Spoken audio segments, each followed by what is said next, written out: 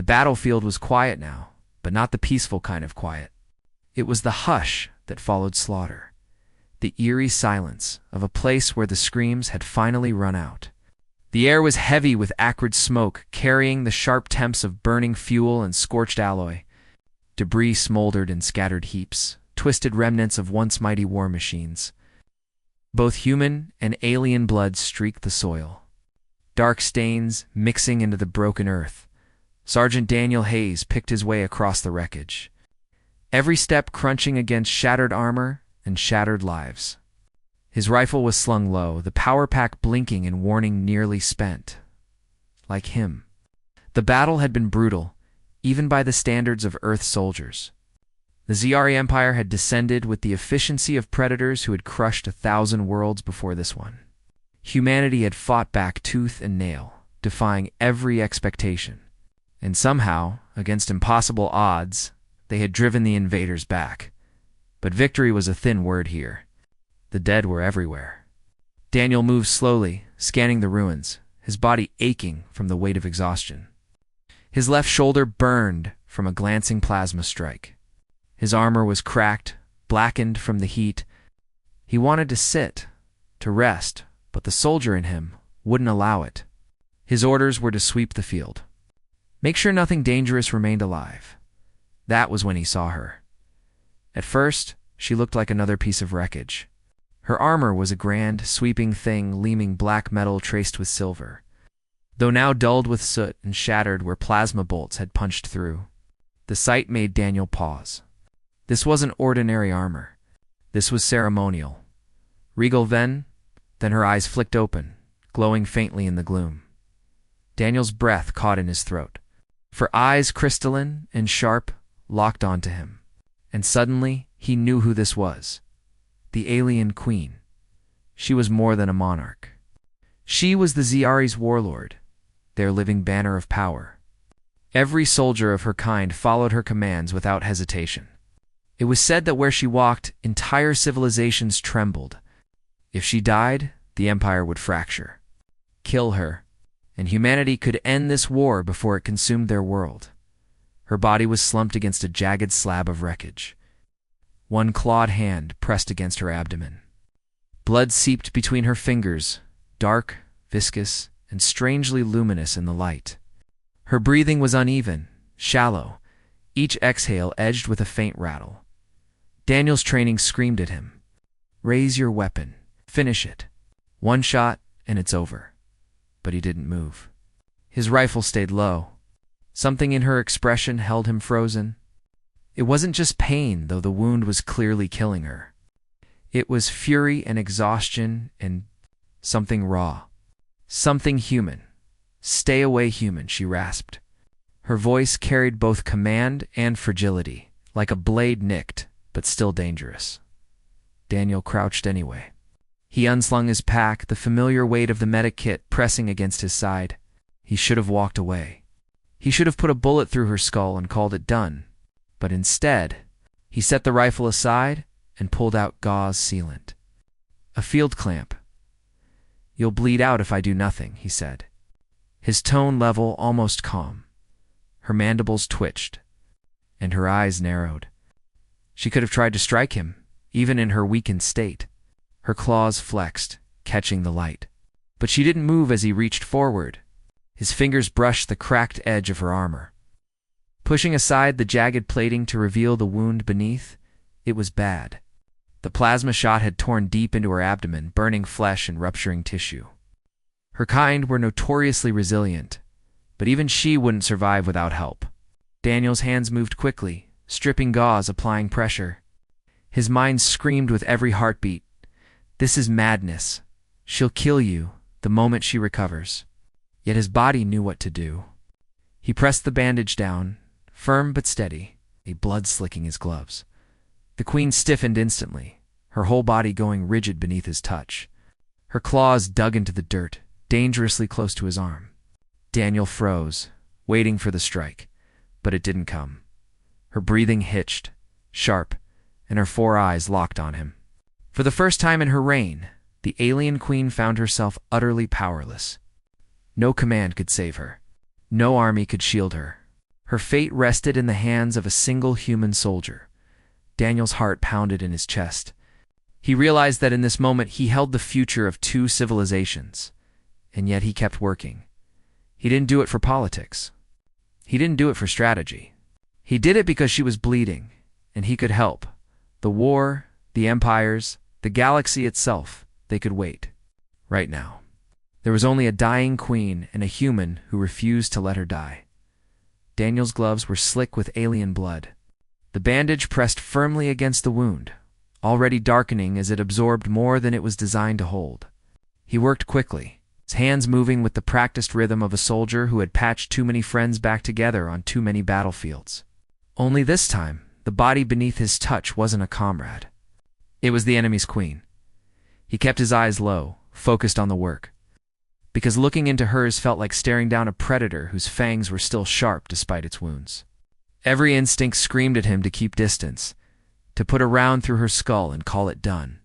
But his instincts had always been second to something else's damn fool conscience. The silence between them was oppressive, heavy with tension. He was close enough to feel the heat radiating from her body, close enough to hear the faint rasp of her labored breathing. Her claws twitched occasionally, scraping against the ground. Each movement a reminder that she could still rip him open if she chose. Then, without warning, her body went rigid. Her muscles tensed beneath his hands. Her claws curled deep into the soil, and all four of her crystalline eyes flared at once. Daniel froze, his heart hammering. He expected the strike, the sudden tearing pain of claws across his throat. Instead, she whispered, "Why?" The word was barely audible, so soft he almost thought he'd imagined it. He blinked, unsure if his brain was playing tricks on him. "Why?" he asked cautiously, his voice low but steady. Her gaze bore into him, unblinking, unyielding. When she spoke again, her tone was raw, stripped of the imperious weight he expected from a queen. "Why?" "Save me." Daniel's throat tightened. He didn't have a neat answer ready. He pressed the bandage tighter, watching more of that strange glowing ichor seep through his fingers. His mind flashed through every reason not to be here, every justification he could give. He could say it was strategy, that keeping her alive might mean leverage. He could say he wanted information. He could lie. But none of that felt right. He swallowed hard, his jaw working, before words finally emerged. "Because you're bleeding, and I can help. That's enough." The queen stared at him, her expression unreadable. Her people were said to be merciless, conquerors who saw compassion as weakness. Her armies had razed entire cities, left nothing but ash in their wake. And here she was, struck dumb by the notion that an enemy soldier would spare her, let alone tend her wounds. "You should kill me," she whispered, her tone even softer now, almost coaxing. "One blade to my throat, one round to my skull, and it ends. Your people are spared. My empire will fracture. The war dies with me." Daniel didn't falter. His eyes flicked to hers, then back to the wound. "That's not my call. I'm a soldier, not an executioner." The queen's claws stilled against the ground. Her gaze softened, though only by the faintest margin. She studied him with an intensity that felt heavier than any weapon. Her kind ruled by fear, by domination, by ruthlessly crushing dissent. Mercy had no place in their world, no function in their empire. And yet here was a human, kneeling in the dirt, binding her wound when he could have claimed victory with a single pull of the trigger. "Foolish," she murmured, almost to herself. "So foolish." Daniel gave a humorless half-smile, adjusting the bandage, forcing the sealant into place. "Yeah, that's what they say about humans. Foolish enough to pick fights we can't win. Foolish enough to care when it doesn't make sense." Her mandibles twitched. And for a brief, fleeting second, he thought he saw something that almost resembled amusement flicker in her expression. Then it was gone, buried beneath the weight of her title, her empire, her pain. Daniel leaned back slightly, giving her space, though his eyes never left hers. The tension between them didn't fade. It only sharpened into something else. Something fragile, like the first crack in a wall that had stood for centuries. The queen shifted slightly. her breathing ragged but steadying under his care. Her gaze did not leave his. "If my warriors knew," she said slowly, "that I had been spared, that I had been treated by you, they would see me as weak. They would tear me down." Daniel shrugged, his hands finally dropping to rest on his knees. "Then let them think what they want. You're alive. That matters more than pride." The words lingered between them, defying everything her empire had ever taught. For the first time in her reign, the alien queen confronted a truth she had never considered. Survival could mean more than conquest, and the silence that followed wasn't dangerous anymore. It was something far stranger, something almost human. Daniel's hands were steady, though inside his chest, his pulse beat like a war drum. The worst of the bleeding had stopped, at least for now.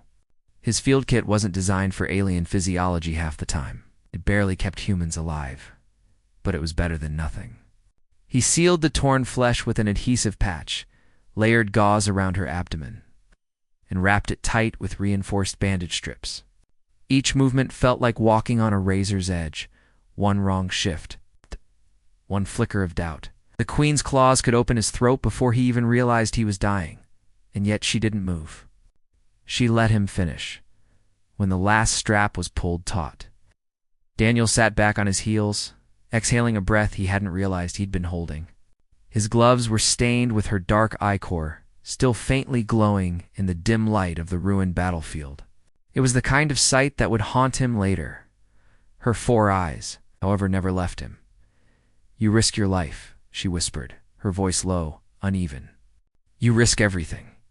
To save your enemy?" Daniel wiped a smear of blood from his cheek with the back of his arm, giving a tired shrug. "I don't think about it like that.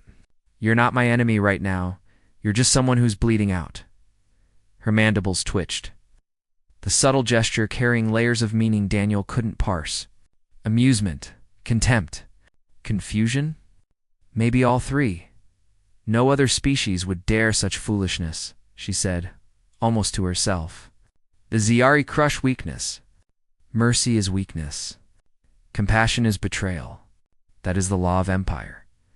Daniel raised his eyebrows, his expression dry. "Sounds like a pretty miserable way to live." Her eyes narrowed slightly, but there was no venom in it. Just curiosity. "And what of your people, human? You speak as if you know better.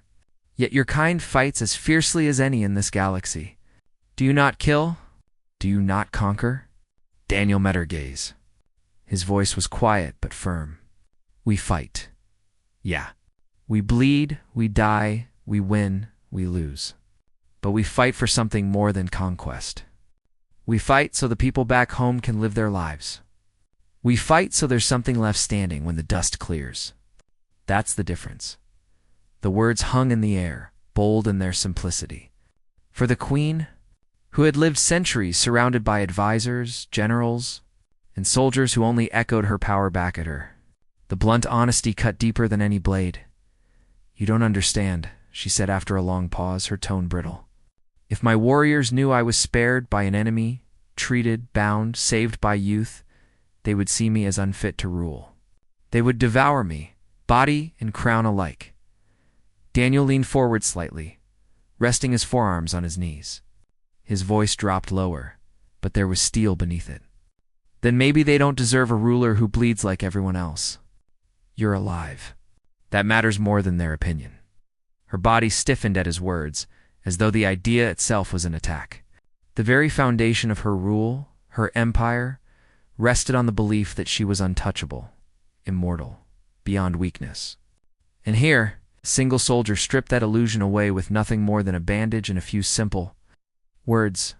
The queen's eyes flicked to the side, as if searching for something in the ruins, an escape, a weapon, a reason to prove him wrong. But there was nothing. Only silence and the faint, steady pressure of the human's care against her wound.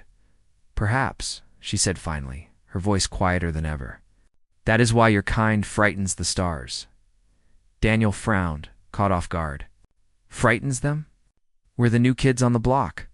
Half the galaxy doesn't even know we exist." Her gaze returned to him, piercing, sharp. "Not your weapons. Not your fleets. Not your numbers. It is this. She gestured weakly toward the bandage at her abdomen. This defiance of cruelty. The refusal to kill when killing is easy. The audacity to treat an enemy as if they matter. Daniel didn't know what to say to that. He looked down at his hands, at the blood staining his gloves, and for once he felt the enormity of what he had done. Not just saved a life, but saved her life. The queen of the enemy. The weight of it pressed heavy against him, heavier than any armor he had ever worn. He forced a small, weary smile, then let the galaxy be afraid. We've never been good at fitting in anyway. For the first time, the alien queen didn't argue. She didn't sneer or threaten or command. She simply sat in silence, her 4 eyes watching him with an intensity that felt different. Not hatred, not fear. Something new. Something dangerous. And in that fragile silence, Daniel realized something that chilled him. The galaxy might not be ready for what had just begun here. The battlefield had grown still around them. The smoke had thinned into long gray trails drifting toward the sky. The groans of twisted metal settling into silence were the only sounds that broke the hush. Daniel should have left by now. He should have radioed in his position, regrouped with his squad, and reported what he had found. But he didn't move. He stayed kneeling beside her, his rifle set aside, his gloves sticky with her blood. Something kept him there, something he couldn't quite name. Curiosity, maybe? Or a strange gravity that pulled him toward. The figure slumped against the wreckage, the alien queen, his enemy. A being whose name was whispered in military briefings with dread, as if even speaking it gave her strength. Yet here she was, vulnerable and bound in gauze by a human hand. For a long time, neither spoke. Daniel busied himself checking the bindings, making sure the sealant patch was holding. The bleeding had slowed to a sluggish seep, and her breathing, though shallow, was no longer ragged. His work was done, but still he lingered at last. She broke the silence. "In all my conquests," she said softly. Her voice low and uneven. "I never wondered what it meant to be cared for." Daniel froze. The words weren't what he expected. Not fury, not threats, not the sharp venom of a monarch whose pride had been wounded, but something else. Something fragile. "My enemies begged for mercy," she continued, her eyes fixed on the blood-soaked bandage. "My subjects gave loyalty. My soldiers gave obedience. But never this." Her gaze shifted upward, locking onto his. "Never hands that bind instead of break. Never this." Consideration. Daniel swallowed hard, unsure how to respond. He wasn't a philosopher. He was a soldier. But there was something in her words that weighed heavy, as if she herself didn't quite understand what she was admitting. "You treat me," she whispered, "as if I matter." Daniel exhaled slowly. He had to choose his words carefully. "Everyone matters," he said at last. "Even you." The queen's body went rigid again, as if struck. Her claws twitched against the dirt, her eyes narrowing. For a long moment she said nothing, her expression unreadable. But when she finally spoke, her voice was quieter than before, laced with a rawness that made Daniel's skin prickle. "Perhaps," she said, "that is why humanity unsettles the stars. Not your weapons. Not your ships. Not even your stubbornness in battle. But this refusal to embrace cruelty. This audacity to treat the enemy as though they were equal." Daniel blinked. He hadn't expected that. He had been told 100 times in briefings that humans were underestimated, dismissed as reckless upstarts on the galactic stage. But hearing her say it was different. "We're not saints," he said finally. "We fight, kill. We've done terrible things in our wars. But sometimes we do the opposite. Sometimes we pull each other out of the fire, even when it doesn't make sense. Even when it's easier to let go." Her gaze sharpened. "Even when the one you save would kill you without hesitation?" Daniel held her stare, unflinching. "Yeah, even then." The queen was silent, her mandibles tightening and loosening, as if she wrestled with something unspoken. Daniel could almost see it, the battle not of armies, but within her mind. She was a ruler built on fear and domination. Yet now, She sat before a man who had shown her a kind of strength she had never encountered. At last, she whispered words that sent a chill down his spine. "You have undone me, human. Not with blade or bullet, but with care. You have bound me with more than cloth." Her voice trembled faintly, as if she hated admitting it. "You have bound me with debt." Daniel frowned. Debt in her empire. Debt wasn't just obligation. It was law, binding his chains. And if she truly believed that, then everything had just changed. "You don't owe me anything," he said quickly. "I didn't do this for payment." But the queen shook her head weakly, her 4 eyes narrowing. "You do not understand. A debt, once forged, cannot be broken. It defines us. It reshapes us. You have forced me into a path I cannot ignore." Daniel's mouth went dry. He hadn't meant for this. He hadn't thought beyond the next breath, the next bandage. Yet somehow, by choosing to save her, he had shifted the weight of empires. The queen's voice dropped into something almost reverent, almost fearful. "And when I repay it, the galaxy will know. They will know that I, who have never bent, never yielded," spoke softly to a human. Her words lingered in the ruins, heavier than smoke, heavier than silence. And Daniel Hayes realized that whatever war had existed before, it would never be the same again. The world around them slowly shifted back into motion. The echoes of battle faded into distant clatters, fallen plating, collapsing, weak fires still crackling. Daniel's ears rang faintly, the aftermath of too many explosions, but his attention never left her. The queen sat propped against the ruined hull, her body bandaged, her gaze fixed on him like she was still trying to solve a riddle she had never faced before. Time blurred.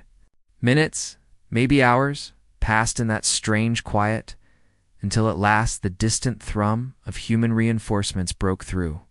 Daniel heard boots on metal, the distinct hiss of powered armor suits moving into formation. Voices called out, cautious, edged with tension. "Sergeant Hayes." A familiar bark cracked across the wreckage. His commanding officer, Captain Morin, strode into view, rifle raised, visor scanning. The moment his eyes fell on the scene, his posture stiffened. Behind him, soldiers spread out in a semicircle.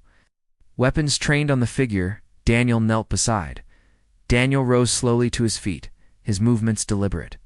He could feel the weight of their judgment before a word was spoken. Bloodied gloves, discarded rifle. A queen of the enemy sitting alive before Hemet looked like treason. "Step away from her, Sergeant." Marine's tone was sharp, almost panicked.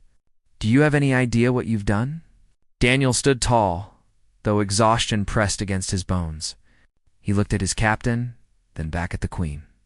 His voice was calm, resolute. "Yeah, I saved a life." The silence that followed was suffocating. His squad stared at him like he'd lost his mind. Marine's jaw clenched, his grip tightening on his rifle. "That's not just a life. That's her. Do you understand what this means? She's the heart of their war machine. One order from her mouth, and half our fleet burns." Daniel's reply was steady. Quiet, but it cut through the tension like steel. "Then maybe keeping her alive means more than killing her ever could." The queen shifted weakly, but her presence was undeniable. Even wounded, even diminished, she radiated command. Her gaze swept across the circle of human soldiers, their weapons trembling ever so slightly in their hands. She could have spat venom, could have threatened annihilation, could have cursed them all to Ashdod instead. She lifted her head and spoke softly words not meant for them, but for Daniel alone. "You have bound me with more than cloth. You have bound me with debt, and debts must be repaid." Her voice carried enough weight that even those who did not understand the context shifted uneasily. Daniel felt the hair rise on his neck. To her kind, a debt wasn't a casual thing. It wasn't a favor or gratitude. It was a law etched into blood and bone, a vow that defined future actions. Before anyone could process her words, movement rippled across the ruins. From the shadows, more figures emerged, Jayari warriors, silent and sharp, their armor reflecting the dim light like blades. The soldiers stiffened, raising their weapons higher. Fingers tense on triggers. "Hold your fire," Morin snapped. Though his own rifle tracked the advancing shapes, the Zyari did not attack. Instead, they gathered around their queen with eerie precision. Their luminous eyes burned with something unreadable as they saw her wounds bound in human gauze. Yet none spoke, none struck. They lifted her carefully, reverently, and prepared to carry her away. The queen's gaze never left Daniel. Her voice was a whisper, but every syllable carried weight enough to reach him across the distance. Remember this, human? The galaxy will not forget what happened here, and neither will I. And then she was gone, carried into the night by her warriors, leaving silence in her wake. The human soldiers stood frozen, their rifles still raised, though the enemy had vanished. Morin turned to Daniel, fury warring with disbelief. "Do you have any idea what you've done?" he demanded again, though softer this time. Daniel looked down at his hands, still stained with blood that wasn't his own. He let out a long, weary breath. "Yeah, I think I do." The war did not end that night. The battles continued. Fleets clashed, worlds trembled. But something had shifted. Rumors spread across both sides of a human soldier who had touched the untouchable, and of a queen who whispered words no Zajari ruler had ever spoken before for the humans. It became a story of defiance of compassion in the face of cruelty. For the Zyari, it became something far more dangerous, a seed of doubt. If their queen could be spared, could be treated, could even speak softly to a human, then what did that say about the empire they had built on fear? And though no one could see it yet, the first crack in the wall of tyranny had formed. Daniel Hayes knew in his heart that the galaxy itself had shifted the moment she froze beneath his hands, then spoke softly.